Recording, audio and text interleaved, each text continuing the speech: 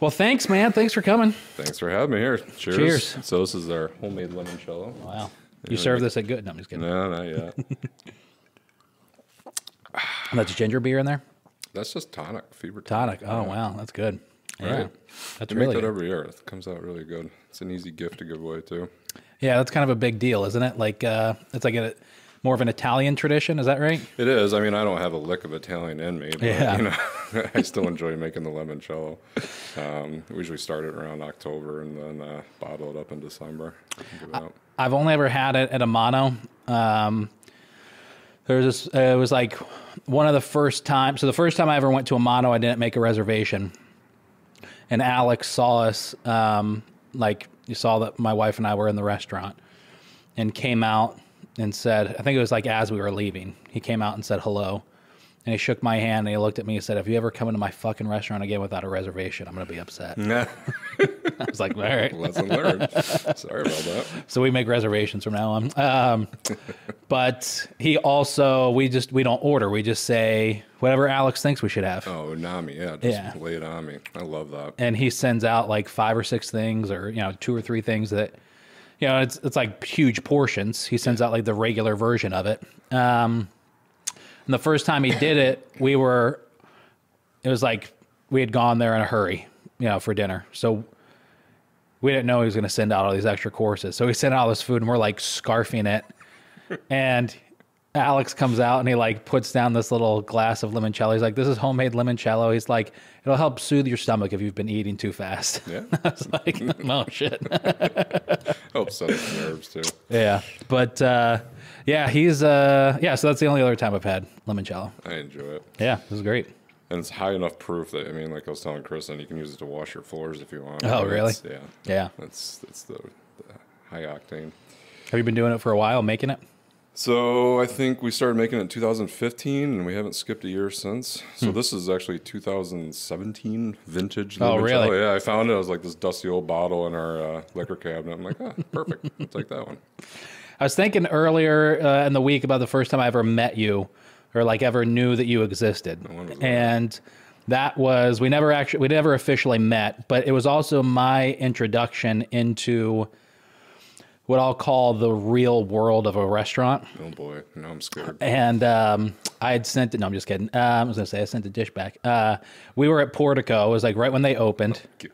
And we had gotten invited. It was like around the time, it was like our first year in existence for Eat Local. Yeah, now I'm remembering. Yeah. And so they invited us out for like opening night or week. I took my dad with me. Dad's been a chef his whole life and in the industry. So his dinner's finished, and Fabio was in town for it. So as dinner's finished, my dad asked, Fabio came over to the table with like the marketing person or whatever. And my dad said, is there any way I could take a look at the kitchen? And this is like right in the middle of like, you guys are getting slammed. Fabio, of course, was like, yeah, Yes, sure, no he problem. was. And we walked into the one side of the kitchen, and the marketing person stayed with us, and Fabio went to left us. And so they're showing us throughout the kitchen, and we get over, that was a massive kitchen. We get over to like the line, and you're standing there at the pass, and there's just like all this like chaos, like you guys were busy. Yeah. And you like looked over out of the corner of your eye, just had this look on your face of like, what the fuck is going on? Oh, shit. And then, but we walk back on the other side, on the other end, exit of the kitchen, and Fabio's like there, hey, how was it? And that was the first time I thought to myself, all right, so there's like a real, like in a restaurant like this, Yeah. there's the, image of the place, and then there's the group of people that are busting their ass in the back. And then there's the grunt. Right. And that was my first thing where I was like, holy shit, okay, because up until that point, I didn't know anybody in the industry, like around here. Oh, really? Well enough to know. There's a good pocket of chefs that I think, kind of like me and Dan Hudson have known each other for years, and Chris Coons, and they're, all this, it's kind of a broken up group of chefs that all know each other. Luke Zabo, Gary Parmley out there in Geneva. There's a nice pod of chefs, I think, in this area. Yeah.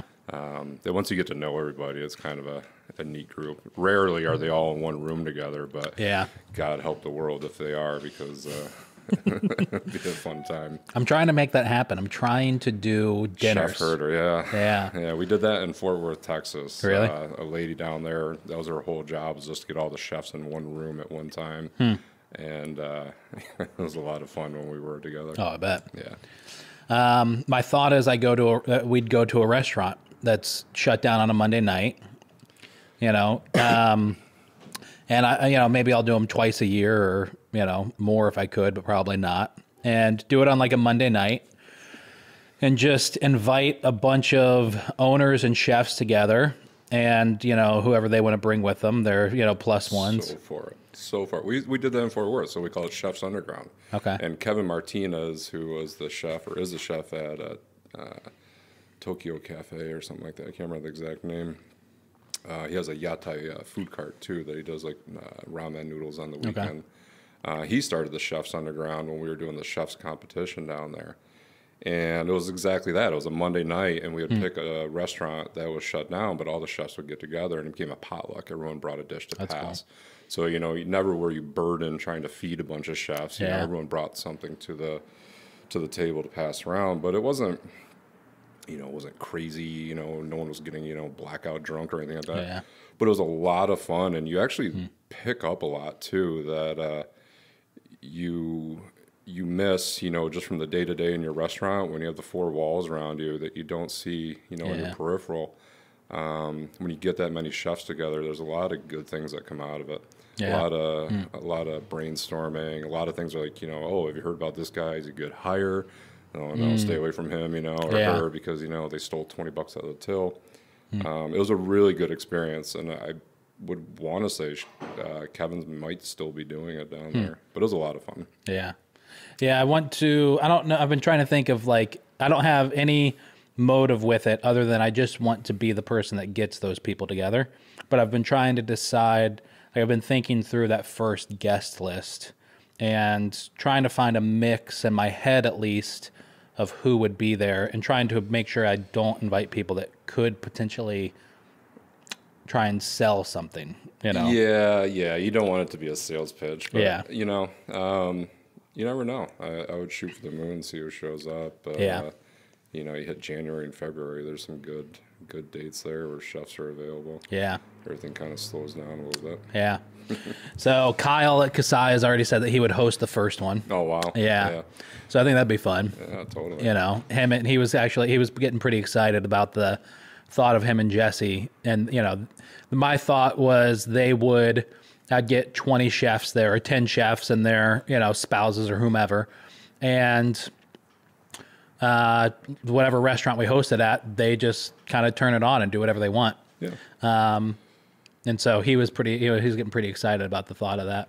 I mean, ACF used to do things like that back in the day, back in the day. Because I remember hosting one of the dinners at Sherwood when I was just a lowly line cook. Yeah. And, but I feel like they've kind of, I don't know if they've evaporated or I don't know if they're around anymore, but I remember back in the heyday, the ACF still kind of had those dinners that got everyone together. Yeah. They used to host some of their meetings. I don't know if it was like the gatherings, but some of their meetings they would do at Gerhar's. Okay. And I don't know if it's the last one. I was there for one of them that happened right before COVID started. Okay. So they do still exist then. Yeah. Who was the guy? I want to say it was Tom, but I don't know if that's right. He was the executive at the Hotel Syracuse when it first opened. Ooh. And he used to be at the... oh, yeah. I know what you're talking about. He came from Cortland. He was Tom... He before... Well, I don't know if it was before that, but at some point he was at the... not the Four Seasons. Is it the Four Seasons? What's the hotel that SU owns up on campus? Oh, the Sheridan? The Sheridan. He was there for a little... there, yeah. Oh, really? Yeah, she did sales there. Yeah, his name will come to me eventually, but he's one of the heads. He got named Chef of the Year in the area. I can't think of his name though. He's one of the chapter leaders or whatever it is, correct? I think. Yeah. I know Chris Sest is involved in it a lot. Yep. My dad was involved in it a lot. But yeah. Besides the ACF, there really isn't much. There's no incentive for chefs to really get together unless, there's one of those charity events, which is always nice. They did the it was always out at that Holiday Inn out on Electronics Bowl Yeah. right there. They would do different events Philanthropic. where chefs would do Yeah. tastings. That was always nice to get people together.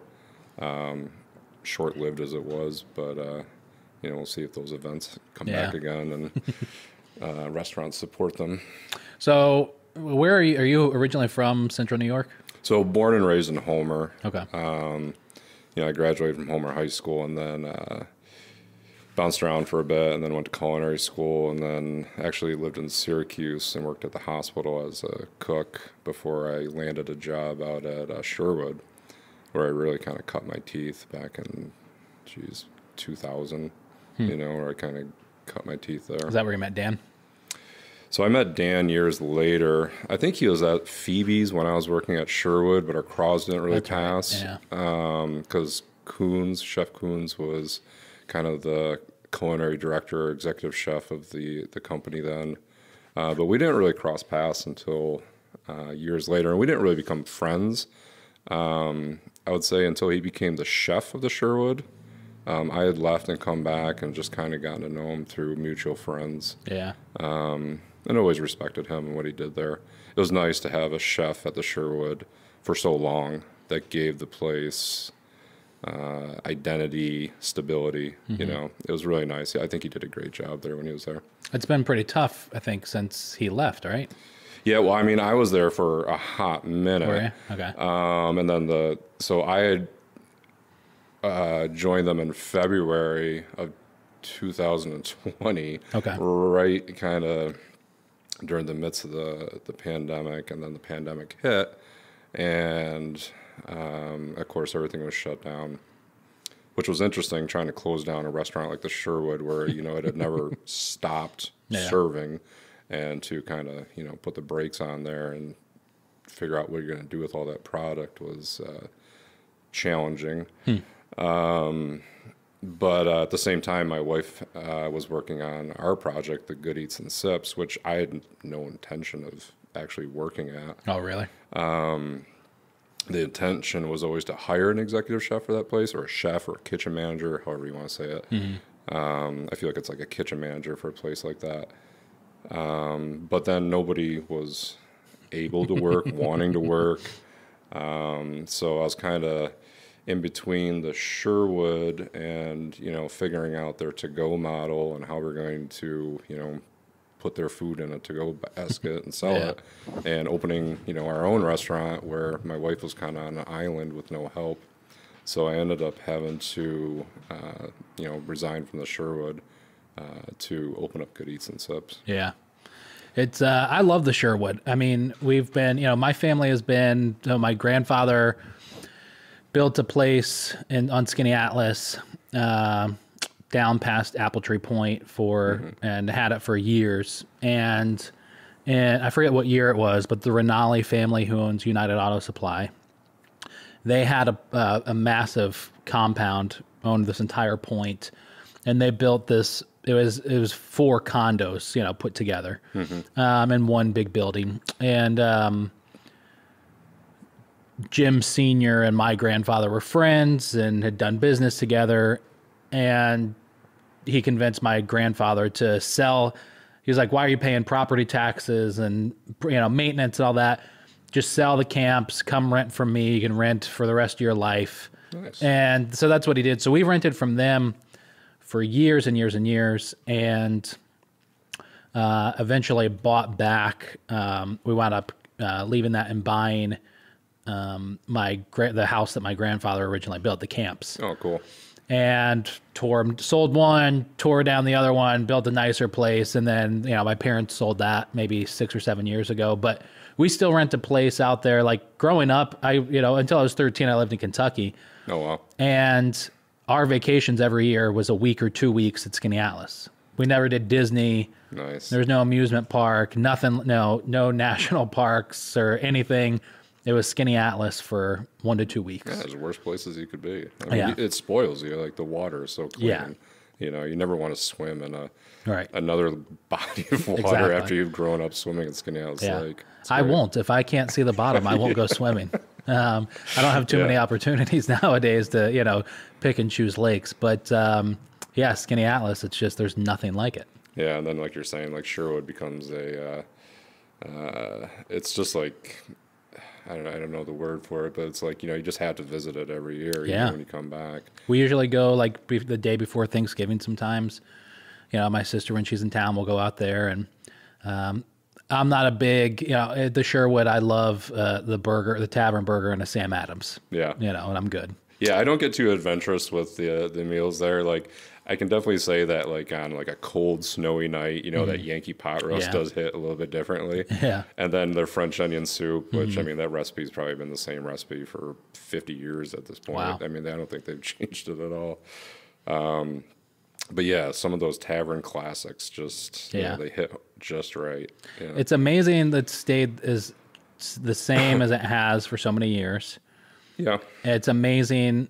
I mean, now that family owns. So they took over the Mid Lakes navigation. Yeah. So they have the Judge and then the Mailboat too, which fits perfectly in their portfolio. And then Blue Water. Gilda's and Phoebe's. And then what is that place up on the hill there? The wedding venue. They own that too. The Sinclair? Not Sinclair. Not Frog Pond, but I think Conjo owns it, and then they do all the catering for it. Oh, wow. Yeah. So, I mean, they stay pretty busy. Yeah, it's wild. Yeah. It's pretty interesting to see. Skaneateles hasn't changed too much. Well, I did just eat lunch today at Hilltop, and, definitely had a little tear in my eye, having my coffee there. And I'm going to go out for breakfast, I think, one day this week. You gotta, you just got to get in there one more time. I mean, I think that took everybody by surprise. Why are they closing? Just they're done? Your guess goes mine. I mean, maybe the money was too good. I mean, the building's definitely needing some, TLC. Maybe the cost just got too much for them, but I had my eye on that building for a year. I would have loved to have bought that building. Oh, yeah. I mean, you can look at it and you can get starry-eyed with its potential. Yeah. But yeah, I mean, it's happening. I mean, there was a petition that came out against it. I'm like, I don't know how you're going to against them selling or doing anything with it. And I'm sure they still have to go in front of the planning board and whatnot. But so did they? I mean, the only as much as I know about it is Adam Weitzman posted on Sunday. Yeah, he went up there. So he was having breakfast in our place, and I was talking to him about something else, and Hilltop came up, and then when he was leaving, he's like, "I'm going up there. I'm gonna see if I can recruit all these people." So he went up there with one of his friends, and I think he tried to, or I guess he offered all of them a job, which is very, very philanthropic, nice of him. But we'll see what happens. I think that corridor up there will definitely change. I think there's a lot of potential up there for some more retail or some more stuff going on up there. Yeah. Because like this summer in Skaneateles was insane. Like, I've lived and worked in Skaneateles most of my life, and I can honestly say I've never seen so much foot traffic. Really? I mean, it was, and the one thing that I would always think about is like, I just don't know where they're parking. Because like the biggest, hurdle in Skaneateles on the weekends is, you have weddings going on, all the hotels are booked. You'll have 3 weddings, here, there, and over there, and just the onslaught of people. Like, where do they all park? Right. How are they all getting here? And like, you'd look at the foot traffic on the street, which is great for business, no complaints. But I'm like, I don't know where these people are coming from when parking. Like, are they busing them in or what? I went out to Doug's Fish Fry is my favorite, one of my favorite restaurants. I love it there. And whenever I go there, my brother Robert, who lives in Cincinnati, is incredibly jealous anytime I go out there. I was just out there this past week to go to Blue Water and drop off the car, and I stopped in and got a smoothie from Ural's place, and I posted a picture of me like in the park with the smoothie, and he was like, "I hate you so much." He has 3 children that are under 3 years and under, and they just had their 3rd this summer, which means he couldn't make vacation, and so he was. I've never talked to my brother when he's more depressed than when he missed out on a family vacation at the lake, but. But I'll go out to Doug's every once in a while, just randomly, just to get lunch and post a pic, text them a picture. And I was out there. I think it was Memorial Day. No, it was July 4th. And busy weekend. I went out there. I had an hour. I was like, oh, I'm gonna go to Doug's today. When I got out there, I was like, oh shit, it's July 4th. Yeah. And at 11 o'clock, I stood in line for 45 minutes, to get into Doug's. It was very busy. Yeah. Even during the pandemic, I was surprised it was, first summer. Well, I feel like they're one of the restaurants that were, I hate to use this word, but like pandemic proof. Yeah. Because they already had a strong takeout model. Yeah. There's restaurants that pivoted really well over to that. I think Ed over at Moro's Kitchen did extremely well just because they were able to kind of shift so easily into just putting things in a box and a bag and getting it efficiently to the customer. They were doing a lot of like lower key stuff too, weren't they? They were doing barbecue. Yeah, but like spaghetti and meatballs, I think everyone just reached a point where they didn't want to cook, but they didn't want to go to fast food at the same time, and everyone felt that these restaurants needed support too. I mean, we definitely felt some of that too. That people could go into Wendy's and spend $20 for a family of four, or they could spend $40 over at Moro's Kitchen and still feed their family, but they're also keeping a restaurant in business too. Is it weird at all? Like, I know Skaneateles is kind of an odd mix because it's not so much of a tourist town. Like, I was in Lake Placid a couple weeks ago, and that just feels like it's tourist central. Mm-hmm. So few locals really exist up there and then go down and do business in the town. It feels like 90% of what they get is all tourists. Skaneateles, I feel like definitely in the summer it's a lot, but it's also, I'm sure, a lot of the same people. But is it? I feel like it's shifting a little bit, and in my talks with some of the other locals, you can feel that, tourism is definitely, I would say, increased. Yeah. There's more options for people to dine and to stay at. I think it's important to embrace the locals. I mean, that was something we sought out immediately, that we knew it wasn't even a choice. I mean, I can't make it sound like, we had any great epiphany, like we were opening the pandemic. Like there was only the locals to cater to. There wasn't a lot of tourism at that point. Would you open in May? June. In June. Yeah, so we were right in the thick of it. So there was only the locals to cater to. But you can feel it, Skaneateles. So like you have Dickens coming up next. Yeah. And, that drives a lot of people. That's got to be, is that busier than the summer? It's neat. It's busy on par, but it's more weekend business because it's just the characters come out on the weekends. Yeah. You don't really get that stay over like with the weddings and stuff in the summer where like Thursday through Sunday you're busy. It's definitely, you have really, really strong weekends, but it's awesome.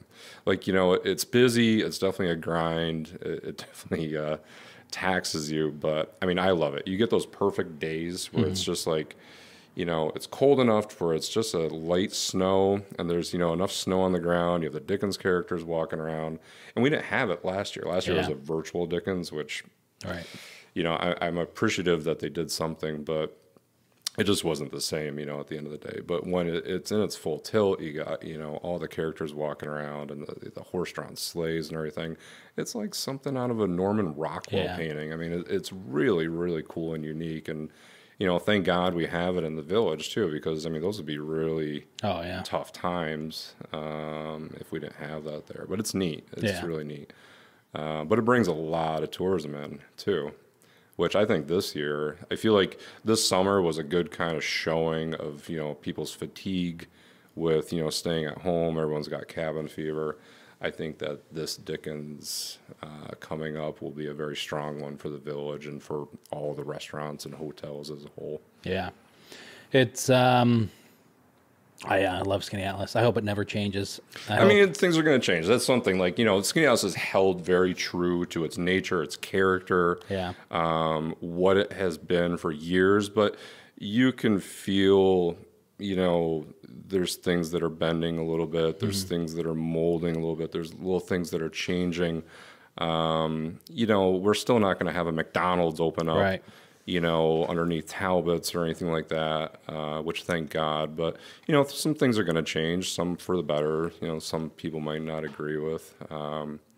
But, you know, I will say this about the locals there. I mean, they know what they know. They try to preserve that character. You know, Yeah. some things I think have done, you know, they've been able to preserve that character and keep that charm. And hopefully we're able to do that for, you know, the next 20 years without, you know, becoming like Lake Placid, you know, where all of a sudden there's a McDonald's up there where Hilltop was or something like that. And then, you know, you kind of dumb down whatever it was to begin with. Yeah. Oh, Skaneateles. I love it so much. Yeah, there's just nothing like it, man. I could talk about that place forever, but it's got to be fun to have a restaurant out there. It is. It's especially have something as unique it's challenging. Well, we came with our concept. We definitely saw that there was a gap in Skaneateles. So, like you said, you know, Eberhard or the Sherwood properties kind of have their foothold on several restaurants there. And that's great. That's his family's dynasty, their empire. But there's also, it creates kind of a vanilla dining scene, you know, where like, you know, for their own smarts, it's like, oh, you know, we can save $10,000 a year if all the restaurants use the same French fries. Right. Which is fine if you're a family of four visiting on the weekend and you don't know the difference, you know, but when you're a local, you're like, oh, this is all the same. So we noticed there was a huge gap because there used to be Creekside Coffee across from Tops. Great place to hang out. I loved Creekside Coffee. It was such an inviting, you know, their coffee was great. They never had like they never really did much with the food, which was fine, but they had a great coffee selection. And then, but the space itself was inviting and it was broad appeal, which is something we sought out. So you could be a retired couple just looking to read the newspaper, or you could be some kids after school looking to just, you know, study. Yeah. It was welcoming to all. So when that place closed up, there was kind of a void. And then you had, was it Kenichi or Kabuki? Kabuki. Yeah. The sushi restaurant that Bill Collins came up with, and that place was great. I loved it. I never really understood how it was run because they had like a general manager, an assistant manager, a chef, a sous chef, a dishwasher. I'm like, this is like a 20-seat restaurant. How do you have so much? Was that where Gilda's was? Yeah. There is? Yeah, they flipped that over. Sam Mason flipped it into Gilda's, I think with Bill. But when that left, I mean, you lost all that diversity in dining. Like, and there was no place in the restaurant or in the area that was serving like soy sauce. You know, it was like you needed some Asian ingredients kind of tossed in there. And where we are was Ming's restaurant, which then became White Birch, and then now it's Good Eats and Sips. But we just noticed that there was kind of a void of, you know, you could get a burger on any street corner, you could get pizza at, you know, half a dozen different places, but when it came to like anything with sesame and soy and ginger, you know, you had to go to Auburn or Syracuse to kind of fill that void. So we saw that opportunity and kind of just worked the brand and worked the concept and made it work. Your first year was pretty, like, not your first year, but your first season was pretty tough, right? Yeah, that was not easy. We didn't have a lot of support. So basically 4 banks said no to us. One bank in particular basically scolded us.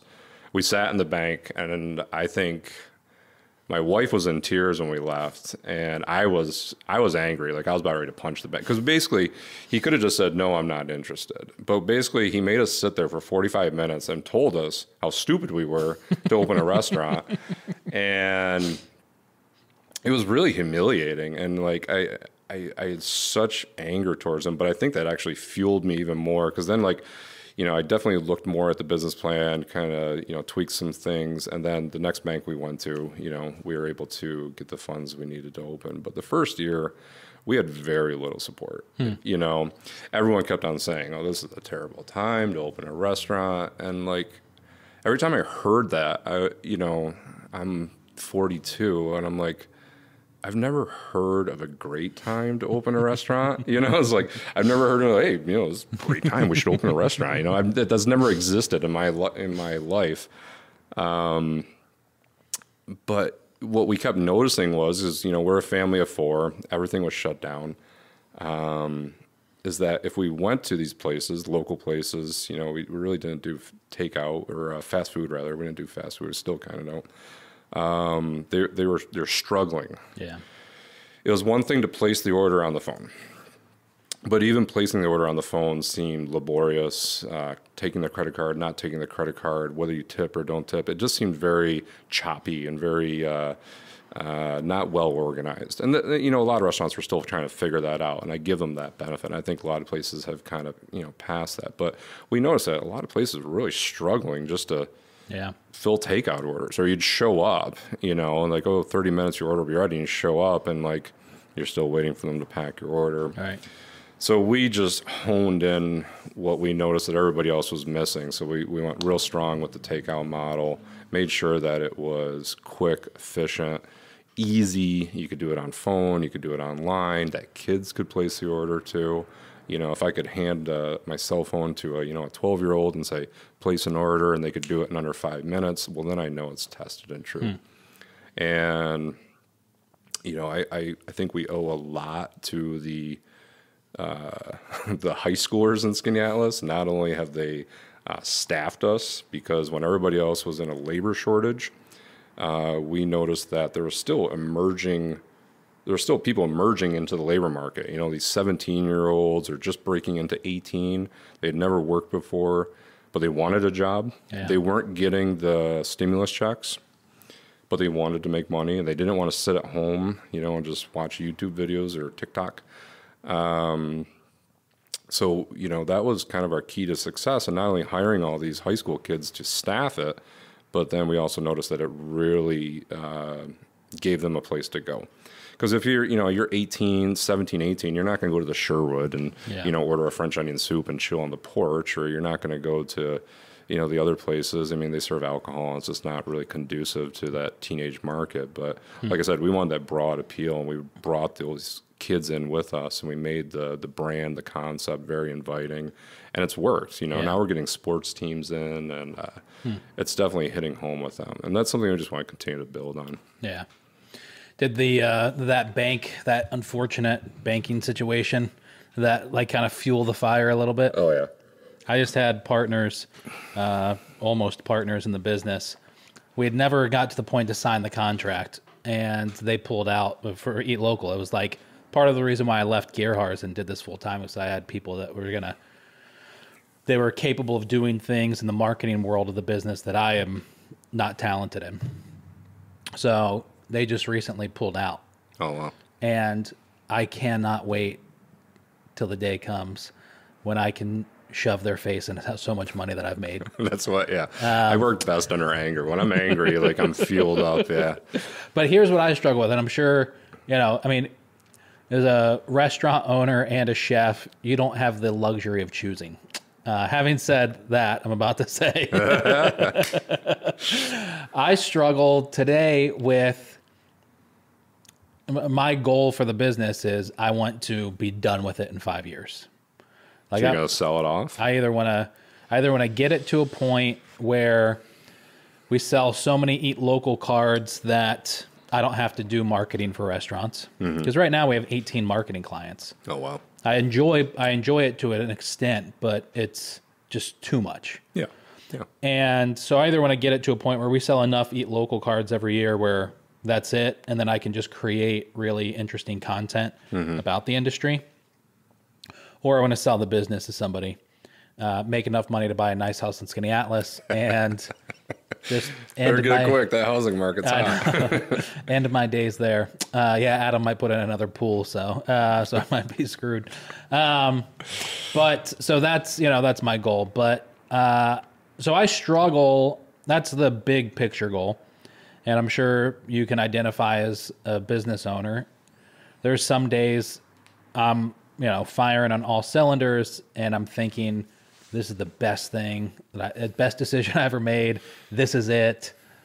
I'm living my purpose, all those things. And then there's an hour later sometimes, or sometimes the next day I'm like, oh, fuck, I'm such a failure. What did I do? What? This was the dumbest decision. I struggle with that where it's, okay, am I working too much?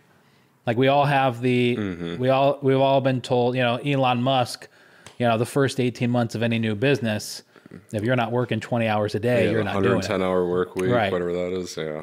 There's times where I think, okay, that's it, and I can sacrifice. I can do that for a couple years, 4 or 5 years, make all my money, be done, live my life. Be careful taking advice from billionaires and millionaires. That's For probably sure. one of the best advice I can Well, give that's why anybody. I'm asking you for the advice. I mean, I will listen to any, good quotes or anything like that. But one thing I've learned is be careful listening to billionaires and millionaires and their 110-hour work weeks. Yeah. Because those people don't mow their lawns. Right. Those people aren't taking their kids to childcare. Yeah. You have to start somewhere, and you have to find balance, and that's something I think just through my age, I guess. I don't know, I'm not that old, but I've come to realize is that, there's some weeks, where I put in more work than I'm used to, and there's other weeks where it kind of planes out, but my family comes first, my kids come first. How do you balance it? Because you're both running. You do the best you can, I mean, there's no magic formula. I feel like everything on Instagram and, you get all these quotes, and you should do this, you should do that. Everybody's different. You just got to find your own way and you just got to find your peace with it. Yeah. I could do a 110-hour work week and I could not see my kids. My lawn would be, 1.5 feet high. And other things in my life would suffer. And maybe that's a sacrifice you have to make to level up to the millionaire status. But I don't need to do that yet. I don't know. I'm pretty happy right now. The bills are paid. My kids are healthy. My wife is still sane through, what we've gone through. But yeah, anybody that, quotes Elon Musk, I'm like, yeah, but Elon doesn't mow his lawn. He doesn't, Right. He's got 6 kids, but he's not, taking them to the dentist or stuff like that. He doesn't have the responsibilities that, the average Joe has. Yeah. Balancing it, our kids definitely took a sacrifice through the pandemic. It was tough. It was really tough. Because we were also open more hours, too. We cut our hours back because we didn't have the staff to stay open late. And it was tough. And it was tough being away from the kids. But ultimately, it was to get to an end game where we're not working so much. So it's like you said, it's like we're doing this now. And I don't mind doing the sweat equity to put into it now, but it's not how I envision the future. So if I think ahead to the future, I think, okay, we're going to have, 2 or 3 good eats and sips in the next 5 years. Definitely want to franchise. And at that point, I hope I'm not cleaning out, grease traps and, dealing with the maintenance issues that come with running a restaurant. It'd be nice to kind of sit back. But at the same time, I've never been my wife and I are not docile people. When I think about, okay, the corporate position, it's like, oh, we're going to have a Good Eats and Sips logo on the wall and we're going to have a secretary out there, and it just doesn't equate in my brain. I can't imagine a desk job. Yeah. I'm too active of a person. I want to be moving all the time. So I don't know what the future looks like.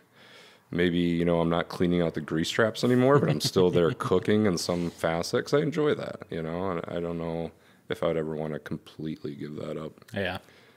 I can't wait to give this up. We'll see. If I have enough money to buy a yacht, then, Peace. No, it's... I can't wait for that day. My wife and I would love nothing more than, besides living in Skaneateles, than living in the country. And she does not believe me one bit whenever I say that. She's like, there's no way you could do that because right now I'm just go all the time. And I would probably still be that way. I would just be that way for chopping down a tree or so many trees in your yard. hunting or something, right? I would just find a place to put that energy. But I don't know. It's definitely, it still feels like the world, like our industry isn't safe yet. Somebody said to me the other day that we're entering the junior year of the pandemic, and I'm like, oh, that kind of just resonated with me. I'm like, wow, that makes a lot of sense.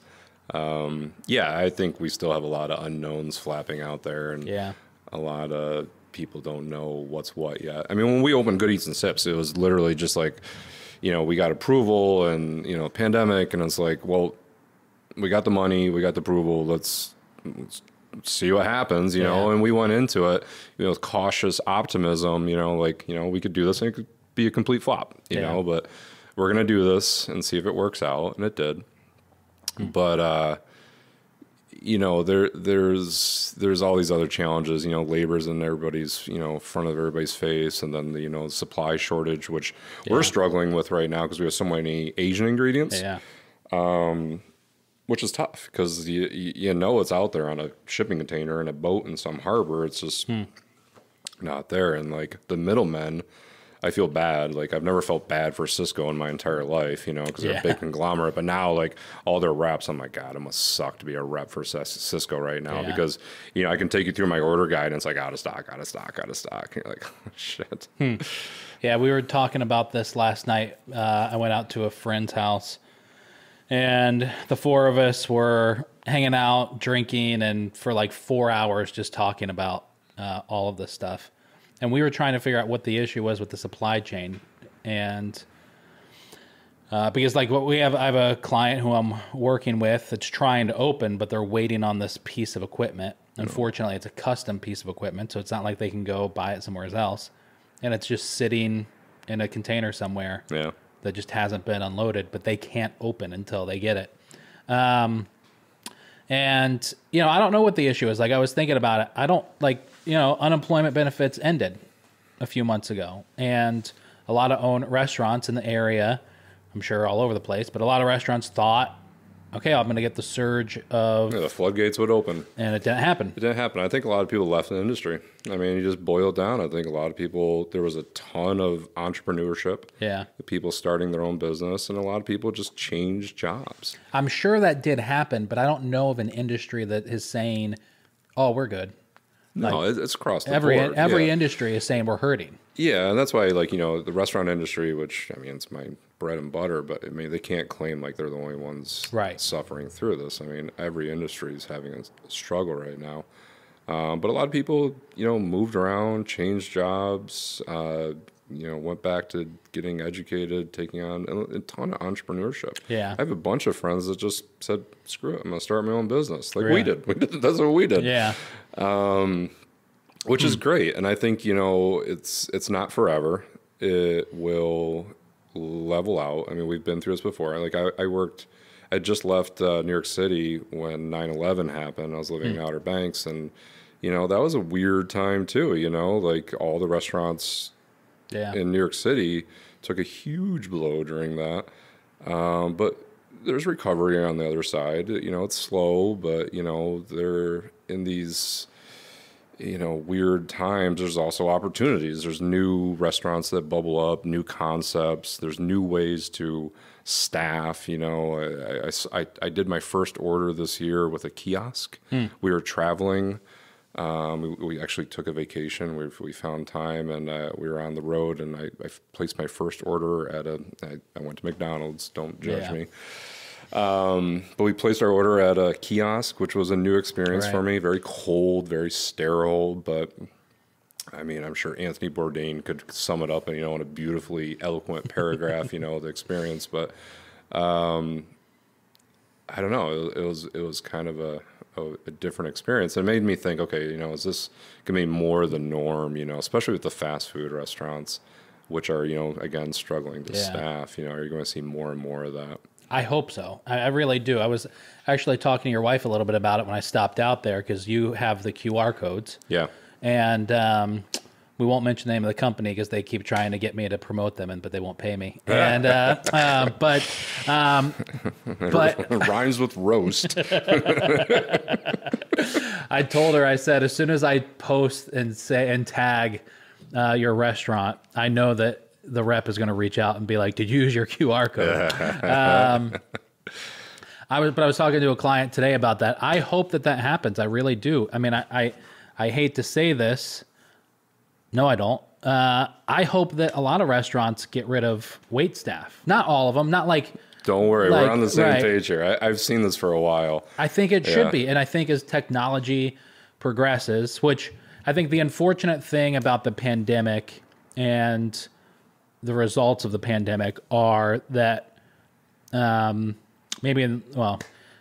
think that it's advanced technology a lot faster. Yeah. And I was always questioning that during lockdown. I was saying either we're going to speed things up or we're going to go backwards to Mayberry. Mm-hmm. And we definitely sped things up. And the benefits of that are that McDonald's has kiosks and Panera has kiosks and has had for a while. Mm-hmm. And now those things, not just the ability to have the physical unit, but the technology in place is going to become more affordable for smaller businesses and restaurants. Totally. And yeah, there are things like Toast, and now people. 2 years ago, I tried QR codes to get people to figure out the list of restaurants in the card, and it was like, "What is this? How does this work?" And nowadays, my grandmother knows how to use a QR code. Yeah. So the pandemic has definitely sped technology along, and it's will make things a lot more affordable. And I hope for our industry that means that we adapt and faster. Well, you have to. I mean, that's the thing. Like, I think you're going to see fine dining move back into the realm where I kind of see it as a luxury. Yeah. All through the late 90s and early 2000s, when there was a big boom in culinary schools and there was a flood of, labor in the workforce, but there was also a big boom of restaurants opening. Like when I was in Fort Worth, I mean, good God, there was a new restaurant opening every weekend, it seemed like down there. But it was trying to make the fine dining experience more kind of like in the middle class, but I don't want to sound like it wasn't elitist, but it was never meant to be down there. Like it's expensive to do fine dining. Yeah. It should be. Like you go to what is the place around Westcott? St. Urban. Yeah, jeez. Yeah, we just went there. Yeah. Beautiful place. Best quality. And you know what? Yeah. I've never walked out of there being like, oh, I spent too much money. I've always walked out with a sense of value. Like, that was the best amount of money I've ever spent. Like, that was a great value for that. But you had this blending and merging in like the late 90s and the 2000s where you had white tablecloth service, but you're eating a burger, you have a waitress, you have a busser, and like all these costs associated with $10 burger, and you're like, how are they making any money on this? So I think you're going to see that divide open up again. And I was reading something about like the Great Depression in the 20s, how like you had these like super high-end steakhouses where the Vanderbilts and would go and eat, but then you had the corner diner, right? Which served the coffee and the tuna melt, or the shit on a shingle, the SOS toast, cost-effective, affordable stuff for the masses. Yeah. And it's just, I think that, you look back at how these restaurants survived back then through that hardship, but you saw it kind of opened up and all that middle ground kind of dissolved away a little bit. And it'll be the survival of the fittest, I think, in the end, who's going to make it. We just went to St. Urban and last weekend for our 2-year anniversary. And the two of us for dinner, we spent $700. But did you feel bad spending that? I didn't feel bad spending that, but we did it last year for our 1-year anniversary. Now listen, I'm a massive supporter of St. Urban. Kristen's eyes over there. We need a Kristen cam. I'm a massive supporter of St. Urban. I am so grateful that quality of a restaurant exists in Syracuse. Exactly. Yeah. And because if it didn't, I mean, we have Amano, we have Eden, and they're great, but then really that kind of falls off in terms of experience, expertise, and quality. Mm-hmm. And because we'll have experience in one place, but the quality isn't there, or we'll have quality without the experience. But last year, when we went, we sat down and we said, we don't care what you bring us. And when it came to the wine, we said, nothing over $300. Just bring us a bottle. Go for it. And it was like every bite was like, an awakening. It was like, oh my God, this is the most amazing thing. This year I realized I don't know what the fuck I'm eating or drinking. And so last year I was just like in awe of what I was consuming. And this year I was too. But this year the reality of, I don't know why this is. Like the Somm brought us a glass of wine because we did the wine pairing and we did the 9-course. And we did their nicest wine pairing. And they brought out a glass and they said, there's 3 cases of this in existence in the world. Oh, wow. And, I'm, swirling it and sniffing it and thinking, I don't know what I'm doing, and holding it up. And, unlike most wine, there was no sediment in the glass. And I was drinking. I was like, this pairs perfectly with this dish. Yeah. And that's where my knowledge, started and ended. But I don't think you need to get lost in the knowledge. Like, I always have an issue with like onophiles with their, they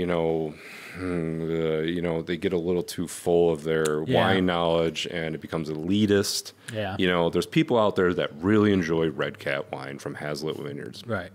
You put that underneath any, master sommelier and they'll probably spit it out and say, what is this? But you got to understand, like, everybody's taste is different. And it was Chef Mark Murphy summed this up one time. He's like, a guest was unhappy with something, and I was bothered by it as a sous chef. I was angry in the kitchen. I remember he was like, Don, if I tell you to go to the grocery store and buy marinara, he goes, is there one jar of marinara on the shelf? I'm like, no, there's like 50 different kinds. He goes, exactly. It's a matter of taste. Yeah. It's what you want. You either want chunky marinara, you want a basil, you want it with meat. It's not that the marinara is wrong. Yeah. And we'd run into this at Portico all the time where Fabio made the eggless gnocchi. Yeah. And they're supposed to be light, fluffy pillows, is how we sold it. But to any, hardcore Italian in Syracuse or in Auburn, they're used to those grandma's, egg gnocchis and served on Sundays where they're not rubbery, but they definitely have a bite to them. Yeah. They're not chewy. It's hard finding the right word. And they'd be like, what is this mashed potato shit you just served me? These are awful. And I'm like, well, they're not awful. Right. They're just Fabio's interpretation of gnocchi. It's like they're supposed to be light, fluffy pillows. Well, this is not how my grandmother made it. Yada yada yada. I'm like, well, that's fine. I mean, go have your grandma make you gnocchi, but you have to defend your product too. That's gonna be tough in a casino and sort of the middle of nowhere.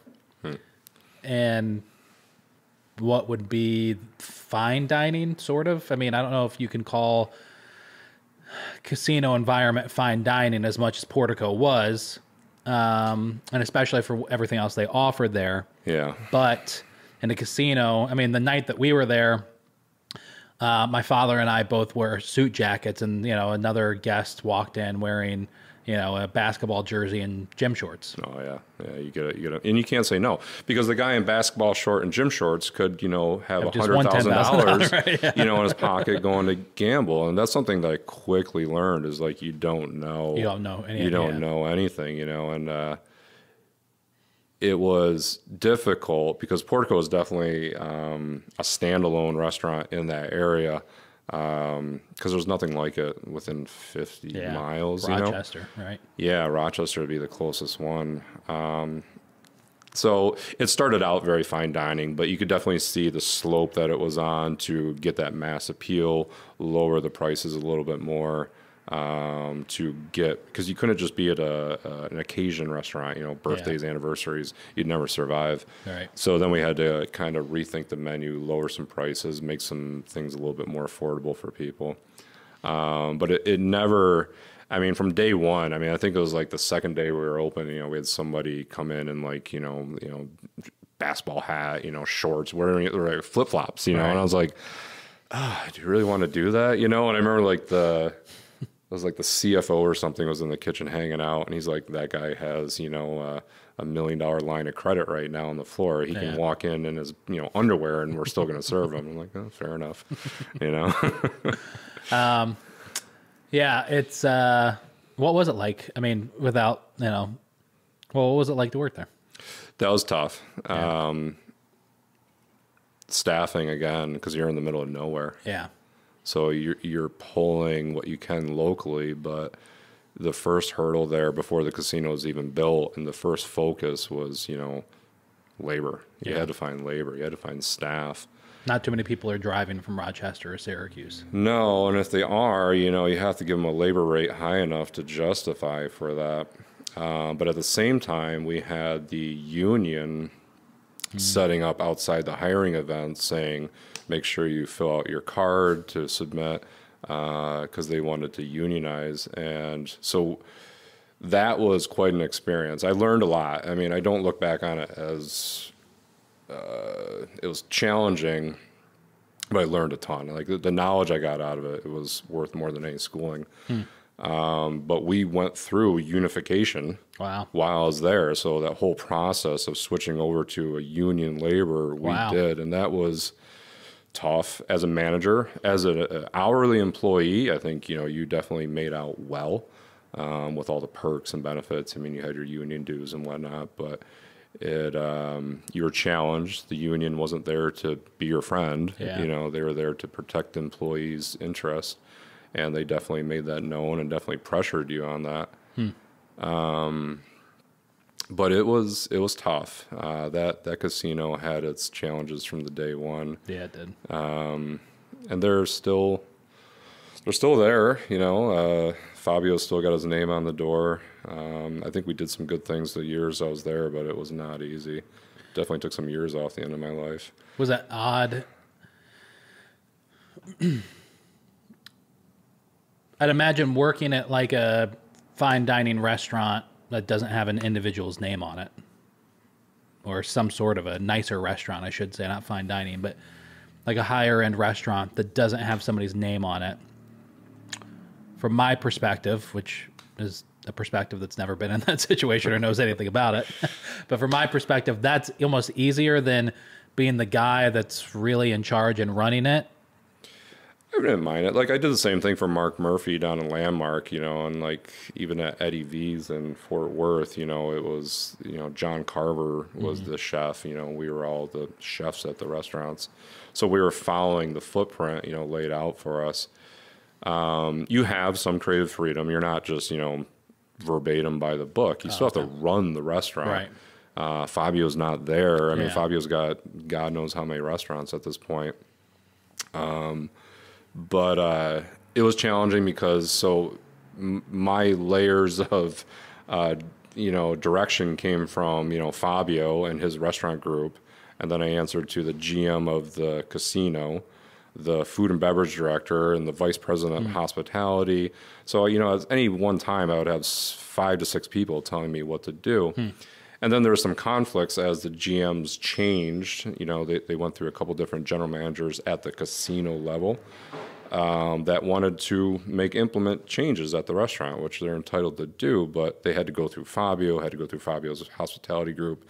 I had to test them out. Then they had to be pictured, recipes, send them back to Fabio. And it was a long process, and you learn a lot of patience really quickly. Just to, you know, make a simple change on the menu, it wasn't you know, as simple as you think. And we did a lot of cool things too. I mean, we had a dry aging room for a while there, where I had probably close to $20,000 of meat, you know, dry aging. We did that. We did sous vide, which no one had done in Seneca County, but we sous vide all of our steaks. And then we had the Jasper grill, where we charcoal grilled all the steaks, which was really neat. But eventually all these things kind of got blended away and just doing steak on the grill, you know, because we had to feed the masses. We went from doing, you know, 180 covers a night to trying to push over 500 covers a night with a double showing at the Vine. And it was more about, okay, you just got to feed the masses. Let your ego go. Like, you just got to get the food out.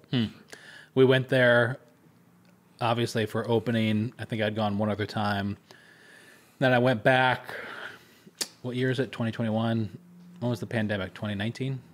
started in 2020. Yeah, So, well, I was married 2 years ago. So, 2019. So, like, middle of October 2019. I think it was just after you had left. Yeah. And I went there for my quote unquote bachelor party with my two brothers. I had my brother's bachelor there. It was great. Did you? Yeah. We got they rented a nice room. I reached out to the marketing team and said, we want to cover Delago. And so they wound up hooking us up, and we went to dinner. And as soon as we sat down, I was like, hey, is Don working tonight? And the server said, it was like, actually, Don just left. It's like, oh God. Yeah. And it was not a great dinner. It could have just been my perception knowing that you weren't in the back, but yeah. No, I think I had too many things in my basket there. Like I said, labor was a tough one. I went through a lot of sous chefs, and God bless anybody who filled my shoes after I left. But I mean, I was busy there. It was tough. I think I told you about the kid who left Brick and Barrel and went out there. Oh yeah, he lasted a week. Yeah, it was tough. Casino life's not for everybody, though. I mean, it's a especially at management level. Yeah. You're gonna put in some hard time, and you're gonna work your butt off. As much as it was a stressor for me, and I definitely had some hardships. What I took away from it, though, still, like from the managerial level, like just organization and understanding cost and labor controls and going through the whole union process. I mean, that wealth of knowledge will never go away. That's worth its weight in gold. I know a couple of people who have worked and who work at Turning Stone in some of their various restaurants. And, there's some, Mark and Deanna Germano, who used to have Chef and the Cook, they had come from Turning Stone. Mm-hmm. And Mark had great things, enjoyed it for the time he was there. But I think at the end he got, they were just ready to do their own thing. But I think his name's Chef Stephen Wells, I think, who's the executive at the steakhouse at Turning Stone, TS. Mm-hmm. And he absolutely loves it. It's, I think, I don't know, I don't know what the culture's like from Turning Stone versus a non-reservation, casino. But he talks, I've had people who've told me the ability for them to say, hey, I need this thing that's the best of the best. They're like, great, let's go get it. Yeah. There was little that they would say no to in the beginning. Like I said, we started a dry aging program out of the blue. Fabio wanted to do it, and we just basically did it. Casinos have those type of deep pockets where they can just be like, yeah, you want A1 Wagyu? Sure. How many pounds? It's that quick. But what I noticed is working at a casino, the restaurant, at least for Portico, is nothing more than a neon sign, is what I noticed. It was an attraction to bring people in to gamble. Yeah. They weren't there to eat. You were there to feed them, but get them out on the gambling floor happy. So one of the biggest things I took away from it was they worked really, really hard, and something they did really well with is the customer experience in Portico. Because ideally you wanted them all leaving happy, jovial, maybe slightly tipsy with, an extra glass of wine, because then these people are more inclined to go out and actually gamble on the floor. And let's be honest, that's where the casino makes their money. But it was neat. I think that, having never worked in a casino before, that was a neat experience, especially when you see that, your labor cost is a little higher, your food cost is a little high. But as long as the guest satisfaction was up, nobody cared. That's wild. Nobody cared, We would bring in wild meats. We did a whole roasted elk rack one time and carved it tableside. We did neat things for all the players. But honestly, the players, they would come in and you think you're serving some, Prince of Arabia, or, these are just, construction workers and guys that, own their own business. But they're there to eat, but they're itching to get right back on the casino floor. They don't want to listen to me talk about where this elk came from, or, why this cheese is imported from Italy. They didn't give a shit. Yeah. They didn't. They're like, can we just get fed? We want to get it back out there. The tables are hot, and that was it. That's wild. I lost money when I was there that night with my brother, so that's why I was hoping for a better experience at the restaurant. I tell you what, one of the interesting experiences, like we would have people come into the restaurant that had just lost 10,000, 20,000, tens of thousands of dollars. We had one night, it was a Wednesday, a guy came in with his girlfriend, and I think he was down, if I remember from the casino host, he was down like over $80,000. But of course the casino is like, thank you for your money. Right. Thank you for your money. Please enjoy, dinner on us at Portico. Yeah. So you imagine this guy's coming in and like, he's not a millionaire. You can tell like when he walked in, like this 80K that he just lost hurt. Yeah.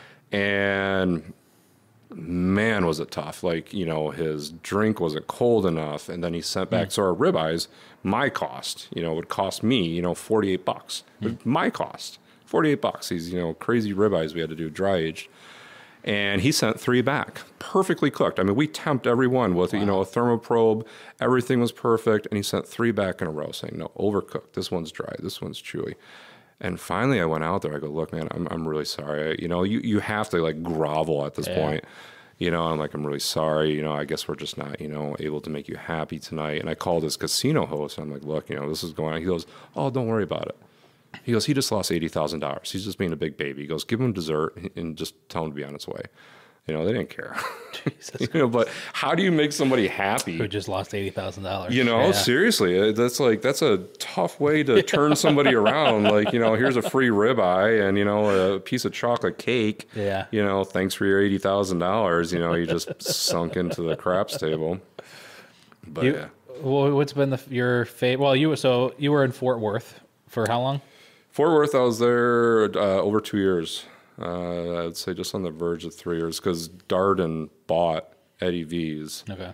And that kind of corporate takeover is a little... What years were you there? Oh, boy. So 2009 to 2011, 2012, something like that, right around there. But Fort Worth was just booming then. Like, it was crazy. It was a hot spot. It was tough to leave. Like, Fort Worth was really good to my wife and I. Yeah. Really, really good. Like, we knew the mayor. We knew, it was just a really, really good experience down there. If Darden hadn't bought Eddie V's, I'd probably still be there, honestly. Did you win Chef of the Year?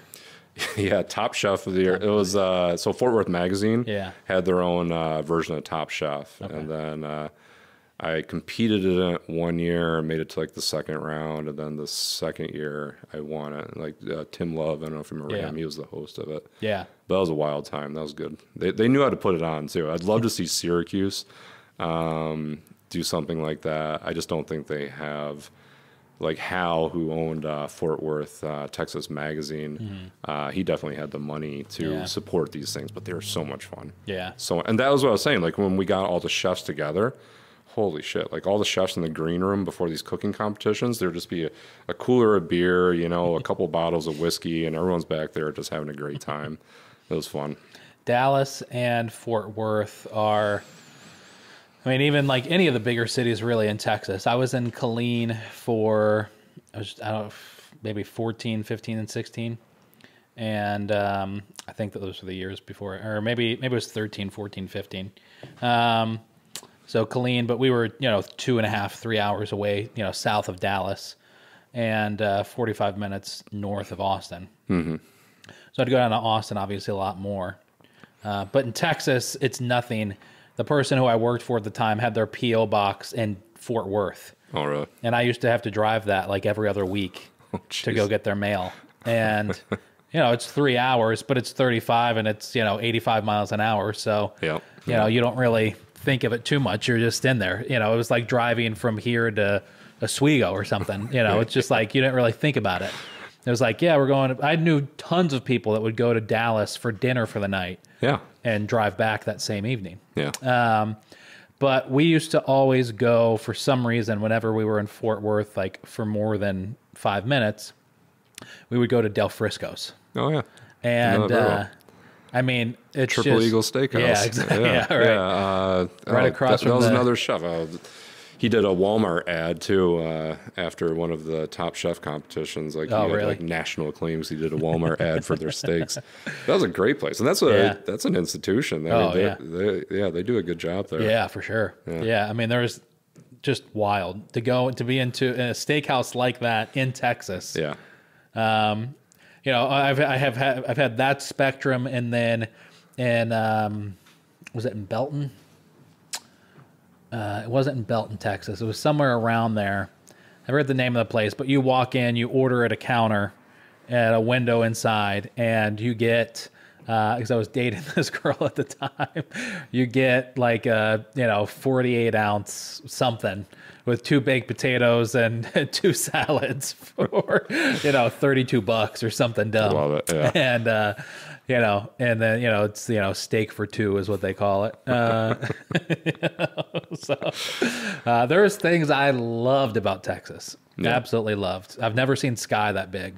Yeah, no sale or no income tax either. Yeah, when I got my first paycheck, I remember I even called HR. I'm like, something doesn't seem right, you know. And she's going through the numbers with me, and I'm like, I'm like, did you forget to take out insurance? Like, what is this? She's like, wait, where are you from? I'm like, I'm from New York. She goes, oh, well, you're used to having 28% of your paycheck gone before you actually get it. I'm like, oh, this makes sense. Yeah. So I mean, it was nice. I made a lot of money down there. Oh yeah, for sure. Yeah, that was definitely a nice benefit of it. What brought you out to Texas? Was it the job, or was it just kind of a? It was serendipitous. So Eddie V's had just gotten bought out by Darden, and that was a big deal.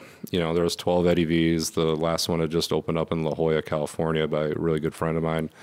And Darden's pretty. It's the biggest restaurant group there is. And of course, they promise you the sun and the moon. Nothing's going to change. But immediately you could kind of feel the tunnel vision coming in, and all the chefs kind of got cold feet pretty quick. So I think out of 12 chefs, maybe 2 stuck around. Wow. Which wasn't bad. I mean, we were definitely, everyone went off to do bigger, better things. But at the same time that happened, Mike Tudor had reached out to me, who had worked at Sherwood, and I've known him for years. I have nothing but respect for him.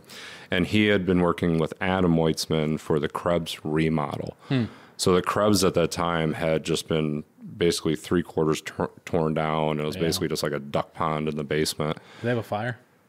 I don't think it was a fire. Okay. But the building was old. I mean, the Krebs...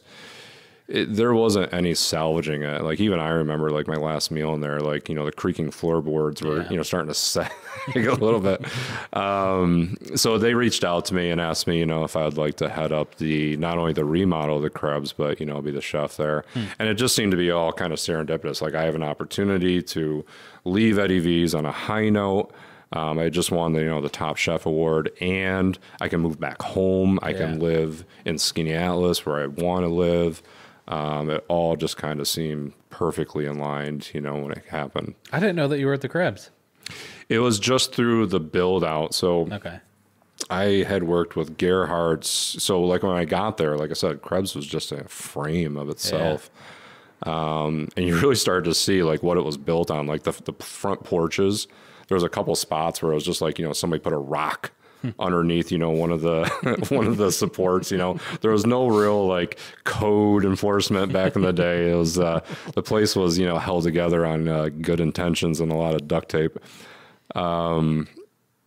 So yeah, I helped with the remodel of the kitchen, and then Adam hired MBF. I think it was MBF out of like Nashville, Tennessee, to do the interior for the front of the house.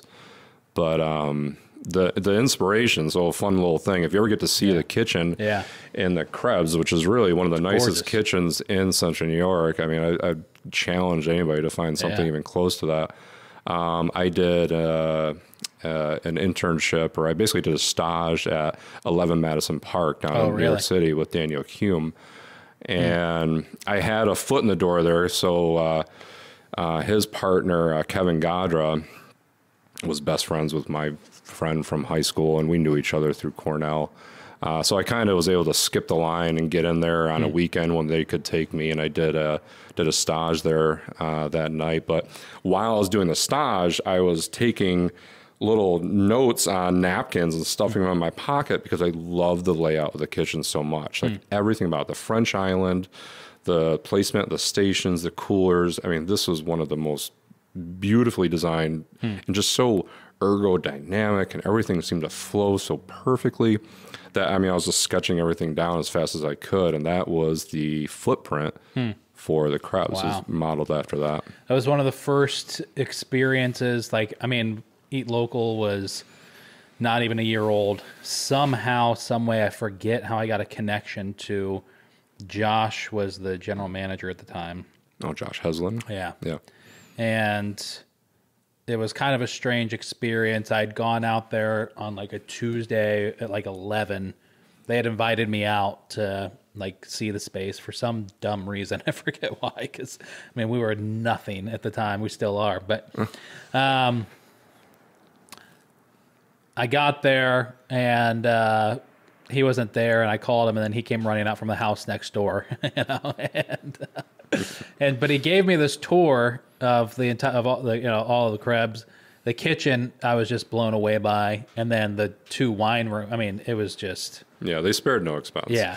Like when I met Adam, like, you know, that first sticky subject you have to breach with any owner yeah, is, you know, if you're going to design a restaurant for him, it's like, okay, you know, what's the budget here, you know? Right. And that's like that first hurdle, yeah. You know, as a chef, if you're designing, it's like, okay, let's talk dollars and cents here, you know, like you got to have a budget. And all Adam said to me, he goes, just design me the most beautiful or the best kitchen in Central New York. So, you know, I have all these catalogs and everything from Gerhardt's that loaded me up with those catalog books and everything. Yeah. So I go home and I'm like drinking a glass of wine. I'm looking at all these catalogs. I'm like, what do I do? You know, and I talked to my buddy Bill out in Colorado, and he's like, dude, just shoot for the moon. Yeah. He goes, they can only scale you back. He goes, build the best kitchen you can. He goes, don't spare no expense. And that's what we did. We just really went for the quality and just like the layout, I think, which is perfect. I mean, sadly, the only thing I ever cooked there was a cup of coffee because the construction was still going on in the front of the house. And I'd been on the project for like 2 years. And I just reached a point where I was like, Adam, I'm not a project manager. I got to cook. Yeah. And I left him and went and did something else. But yeah, they still had quite a bit of work to do on the front of the house. Yeah. And I was basically a project manager at that point. Yeah. I wasn't a chef. I mean, I was just basically checking, you know, making stamp lists or punch lists for the contractors and making sure they were doing their job. And then I'd go down the shredder to make sure Adam would cut the checks to keep the work rolling. Do you think fine dining could work long-term in Skaneateles? Like real fine dining? I think you can have pockets of it.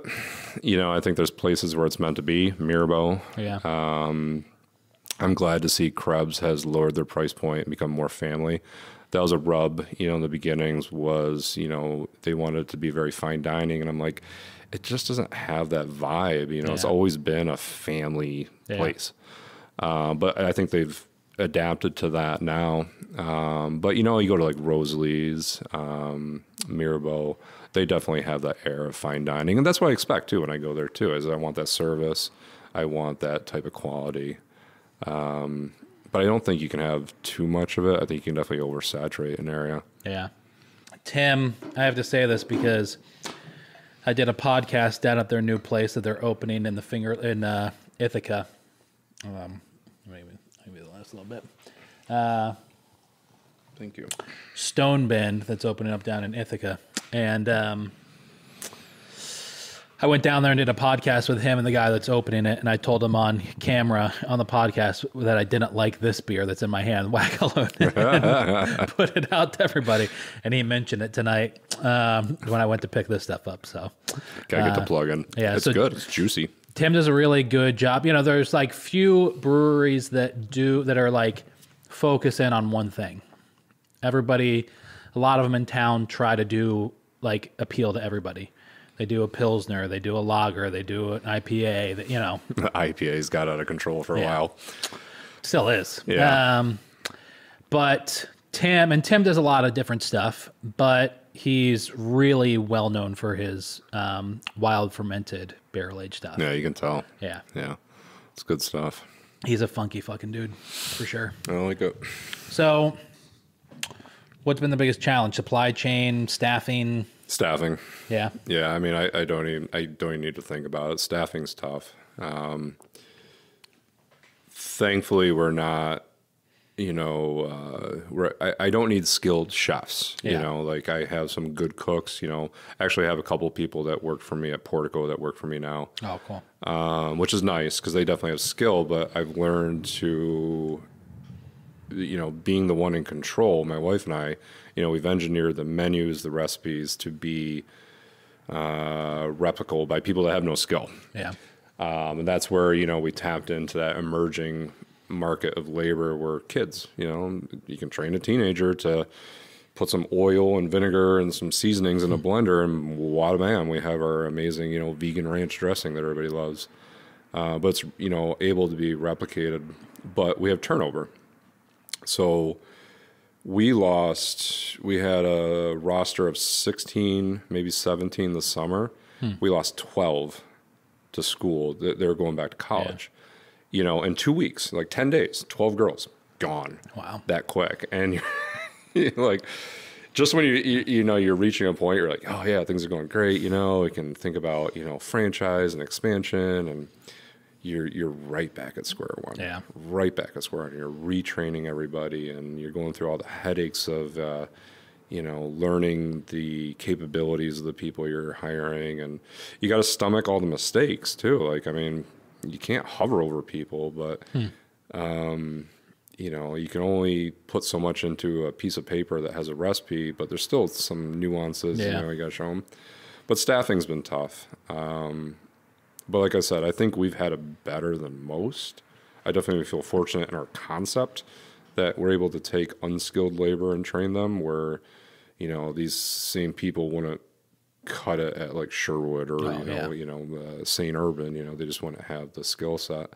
So there I'm grateful, but it's still something we want to kind of work through because like eventually we're going to have to hire people to do our jobs. Yeah. If we're going to open up the second location, which I'm itching to do, somebody's going to have to do what I do, and, we're going to have to train them to do it. And the tough thing is like, you never know if they're going to stick around, like what's going to happen, 6 months down the road, all of a sudden, oh, I want to be a bank teller, and you're like, oh shit, back to, cleaning out grease traps. Yeah. It's, but I feel like there's always been that issue. Like it's not new. Like I'm always quick to kind of like tell myself like I don't have it that bad. I mean, like there's always been staffing issues. There's always been labor issues. There's always been I remember there was the great bird flu. That wiped out all the turkeys one year, and everyone thought they were going to have their turkey dinner. You weather the storms, you adapt, which again, I think our concept is easy. It's easier to pivot than some older mainstay restaurants. But just having the people in place to do the job is tough. Yeah. We want to get to a point where we're not there every day, doing all the work, but it wasn't our intention, but it is what it is now. And that's it. I don't think it's going to be that way forever, but it is what it is. I think I'm like learning a little bit, like a tiny fraction, little bit about, I won't say what it's like to be a restaurant owner, but what it's like to be a business owner. Yeah. Now doing this by myself and this being the only thing. But I've been thinking about that over the past month for some reason. Like I've worked events before in food service and special occasions, weekend festivals, whatever the case is. And it's like exciting. Yeah, you're there 12 hours a day, setting up and tearing down and cleaning. It's like the next day you're there and your feet hurt and your back hurts. And I couldn't imagine doing that every fucking day. No, you got to love it. I mean, you have to, your passion for it has to carry it. Yeah. And I think, the pandemic has definitely, cut out the weak and the mediocre. And, you definitely see who's still standing. And like, not enough, in my opinion. It didn't cut out enough. Yeah. I mean, I have a lot of respect for anybody that's still, cooking on a hotline right now, or because it's so easy. I mean, it's not easy, but it's so easy to be like, well, I'm just going to jump to the next high offer, and there's plenty of those out there. But yeah, you definitely see the people that are left over are the lifers, and those are the people I want to associate with, Those are the people that just get it, you know. And you can kind of see, like, the people that are in the restaurant industry, you have those part-timers that, they're either going to school for something else, or, it's just a job to help them through something. And then you have that separate kind of reluctant lifer where, like, they cook, but they don't really want to cook, but you can see that they're really not going to do anything else with their life. Yeah. And then you have, like, the lifers that are just, this is what they're going to do, the rest of their life. And those are the people that, I think are shining the most right now. They're sticking through and figuring out, all these difficulties that are going on.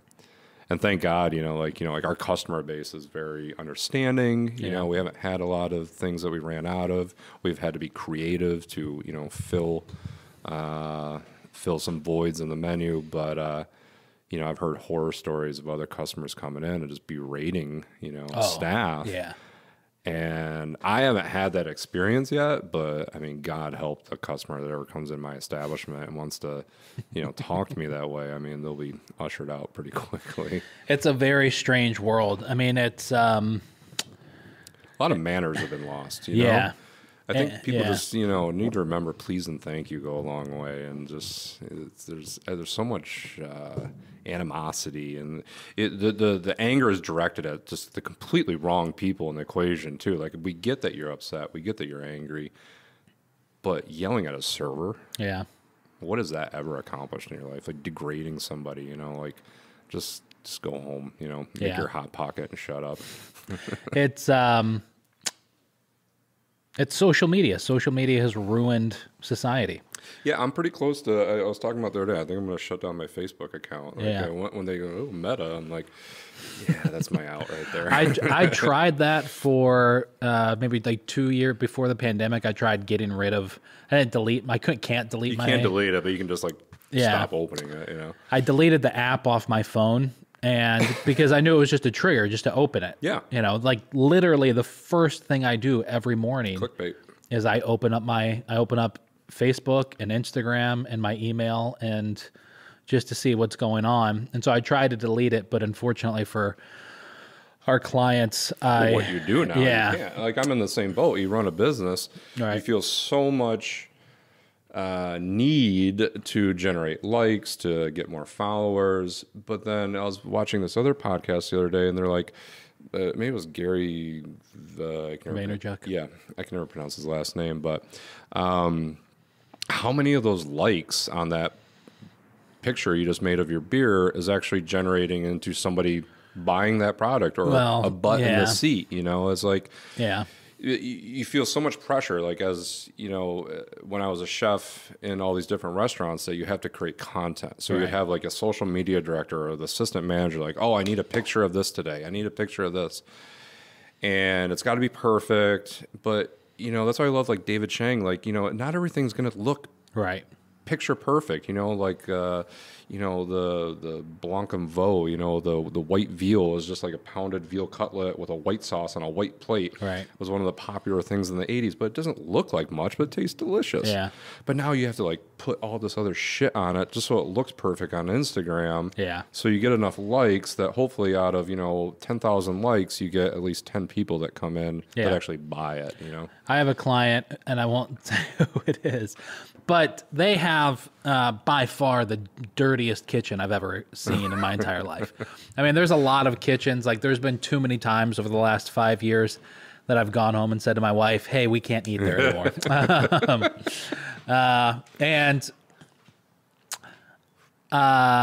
And that could be a whole podcast just about that right there. Yep. But this one particular restaurant is disgusting. I mean, it always has been. It's now new owners. They remodeled everything except the kitchen. It's the most disgusting place you've ever seen in your life. But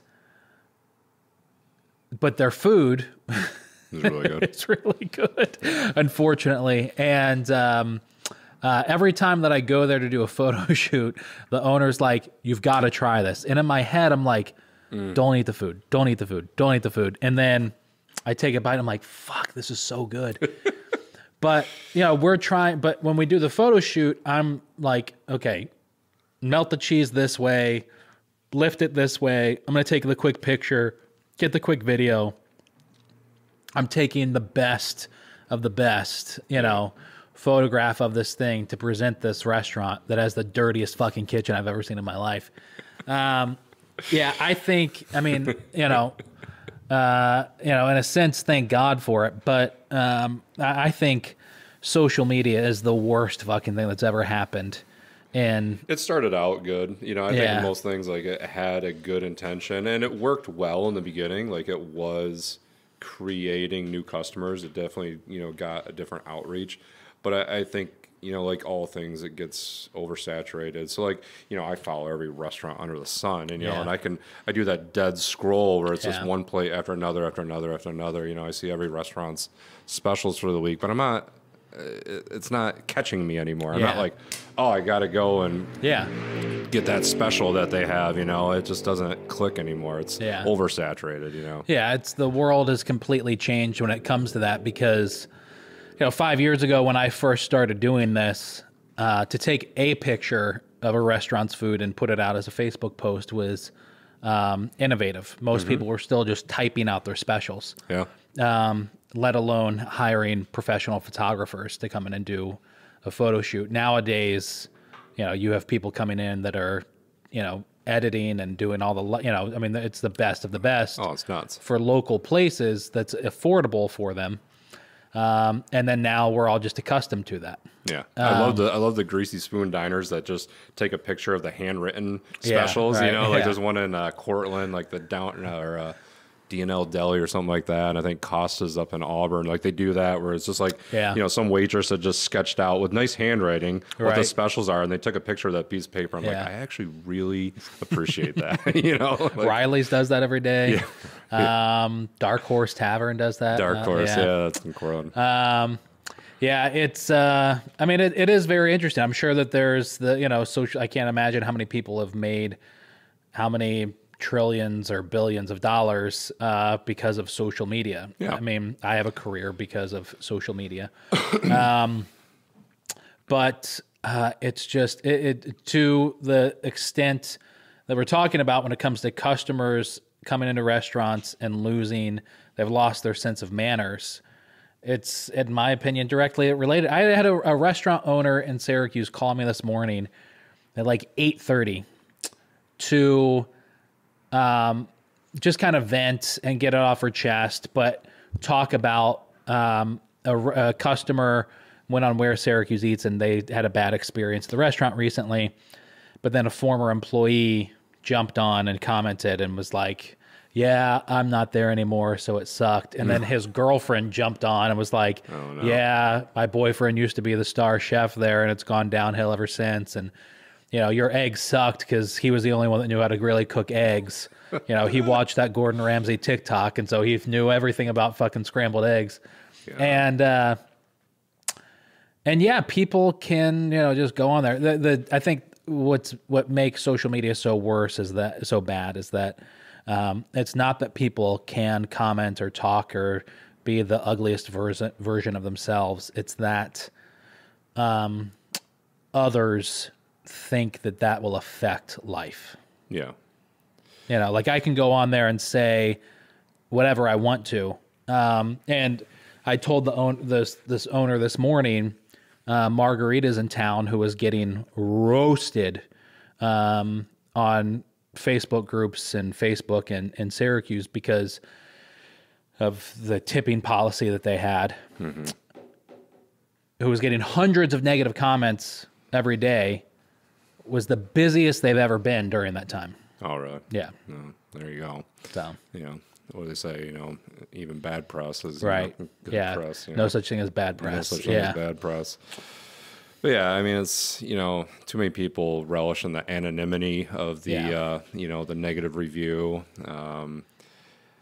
I have a bunch of different, philosophies on that. Like, I think, if you're going to leave a negative review, I hope you at least talk to the manager before you posted that. But you also learn, like, I'll go back to the casino again. I mean, we're serving thousands of people a week there, and you're not going to hit them all out of the park. But, we would get all the paragraphs and everything from negative reviews, and we'd read them at our manager meetings. And you would see a common thread. And sometimes there are parts that you notice that need improvement. Something was missed. Something wasn't done right. And these people had a legitimate gripe. Yeah.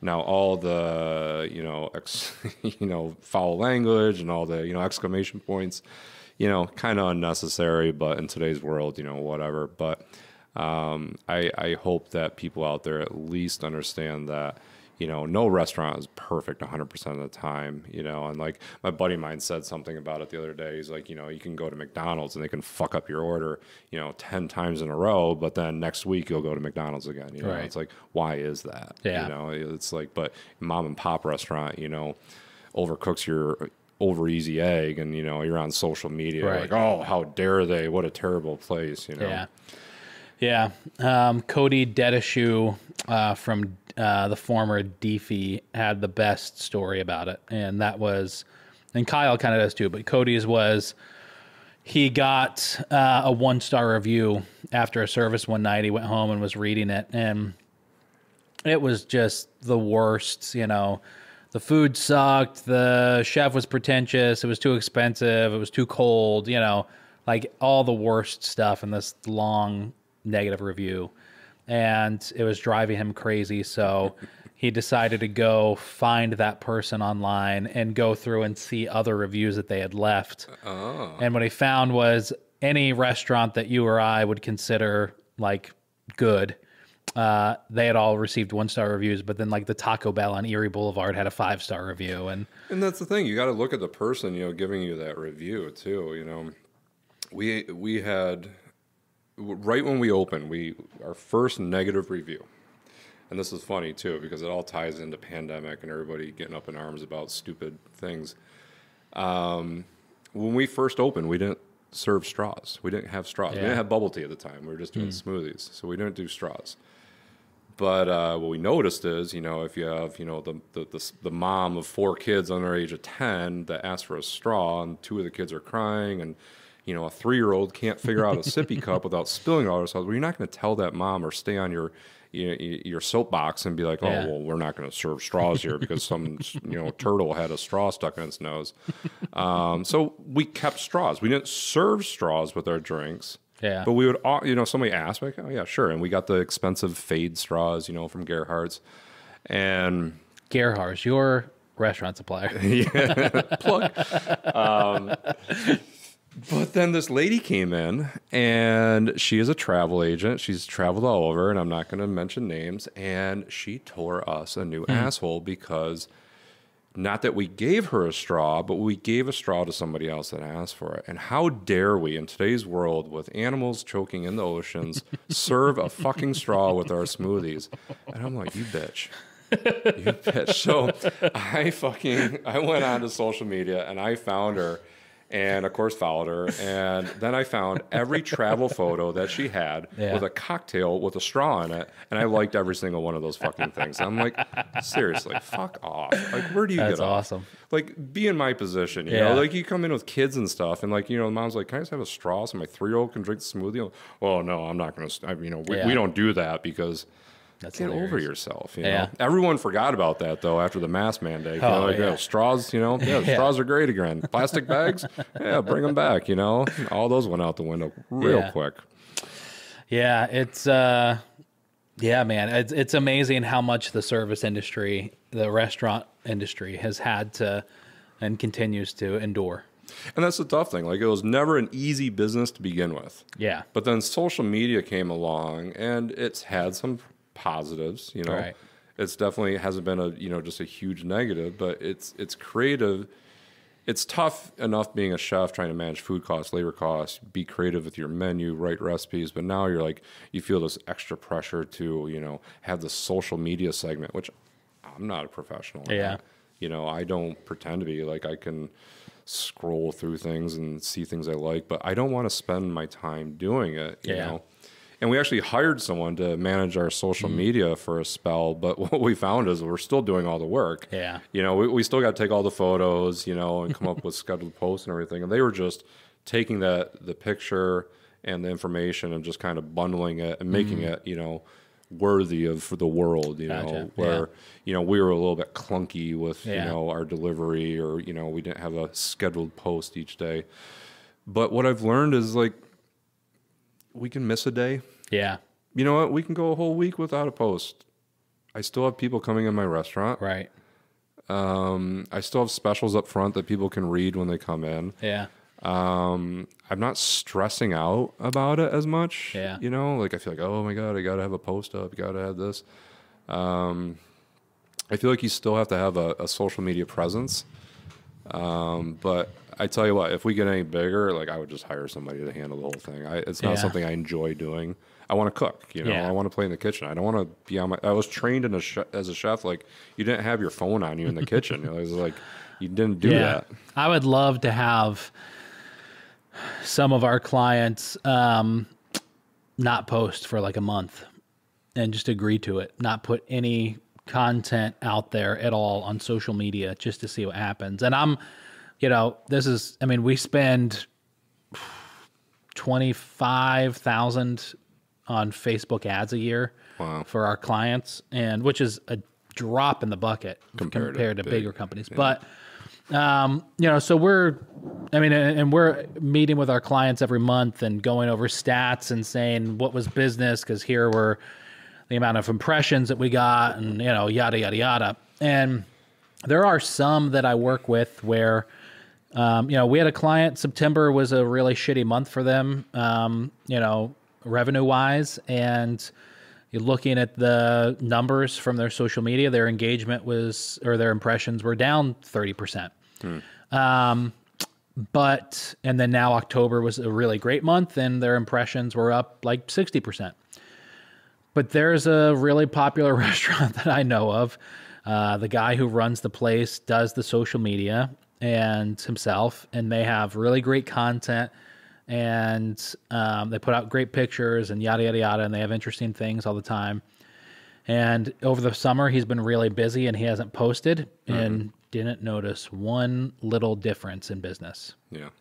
Yeah, you got to wonder what the impact actually is. I mean, the one thing I do like that we've just embraced, it took us a little bit with our new POS platform, was the order now button, which I do think that is crucial. So, you know, you see a picture of something that's just like ooey gooey, gotta have it, need it right now. You have that order now button, takes you right to the platform.